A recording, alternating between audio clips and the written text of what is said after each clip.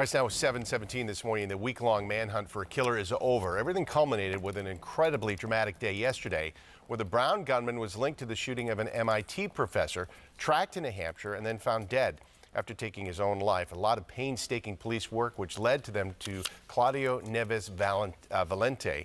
Boston 25 security analyst Dan Linsky joins us this morning. Always good to see you, Dan. So it appears that a car that was rented by Valente was the key piece of evidence in breaking this case, tying him to the shootings at Brown and the killing of the MIT professor.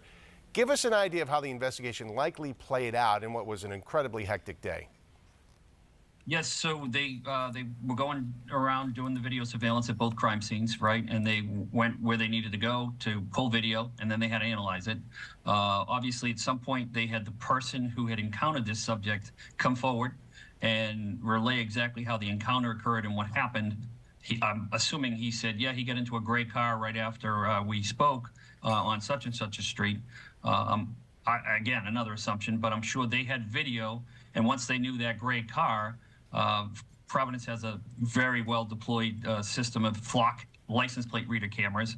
They get a picture of the car going from the area. That starts the investigation.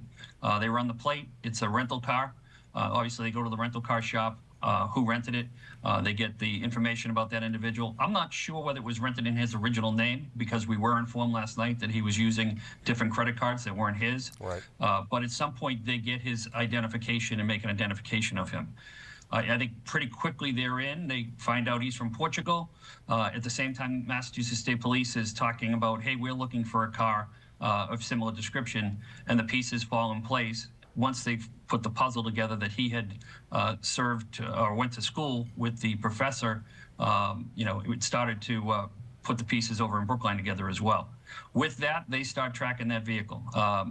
We know from authorities that he was using some technology in a phone that was less likely to show cell phone towers. I'm suspecting that as he drove up to New Hampshire, he is hitting toll poles as he's going around, and that we're getting alerts. So we can put plates in that we flag in those systems, and when they pop, authorities can kind of focus on that. Right. They also knew he had this place in Salem, New Hampshire from the financial records, and obviously, when you've got a suspect who's on the run, you're going to go to that location.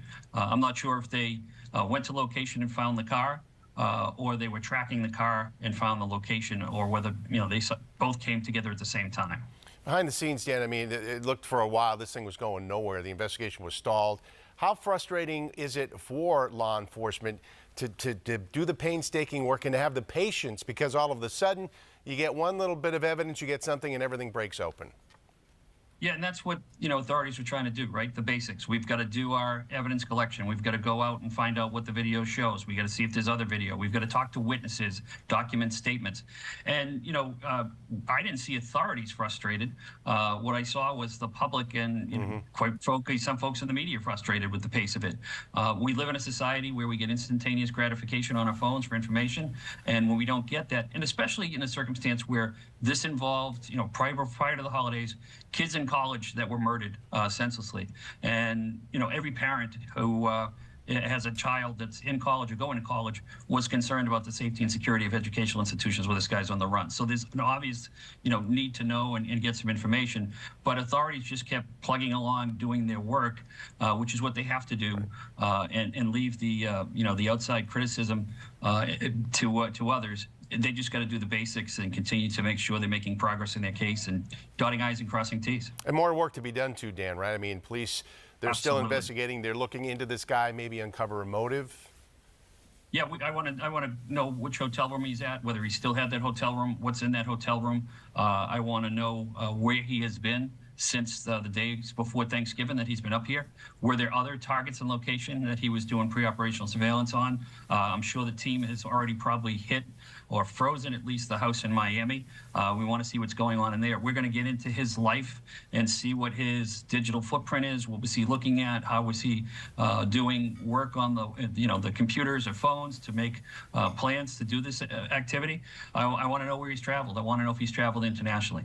The unique circumstance of the victim being one of the most prominent nuclear fusion experts in the world, and the facts and circumstances of these two connected homicides, investigators have to ask the question, is there something outside of the U.S.? Was there somebody else who was driving him, guiding him, supporting him in some way, shape, or form? And, hopefully that's not the case. We'd love to have that not be the case, but that has to be run down to ground to see if there's anything concerning there. Also, a big lesson here too, Dan, is to call the tip line. People shrug sometimes when they hear law enforcement or others say, well, if you see something, say something. But it really does matter, and it can make a huge difference. Two of the biggest cases in the last 2025, right? Luigi Mangione, they went and did the same thing. Got video. He used pre-operational surveillance. He used techniques to evade detection. And it was, one slip of that mask to smile at a barista that gave authorities the ability to get his picture out in the public. And then, we've got people in Pennsylvania, the next couple states over, recognizing him and bringing him into custody. That happened here with the person of interest who come forward. And Gene, if you look at that picture on the right, I've watched a lot of the video of this guy. That's a position and pose he did several times on the camera. It's kind of a modified parade rest. Anyone who knew him, worked with him, went to school with him, that's a technique, a tick he has, and that's something that people are going to say, wait a second, that looks like my classmate, that looks like the guy that just rented the hotel room or rented the rental car from me, and that's a clue that could have broken the case. But you're absolutely right. And for the media, working collaboratively and getting the information out there, going to the press conferences and pushing that information out there, they're a very big part of the success of this as well. Well, Dan Linsky, we appreciate you sharing all your expertise with us throughout all of this very trying week for everybody, for sure. Appreciate it, Dan. Happy holidays to you. Thanks, Gene. Happy holidays. Yeah, thank you. Stay safe. You too.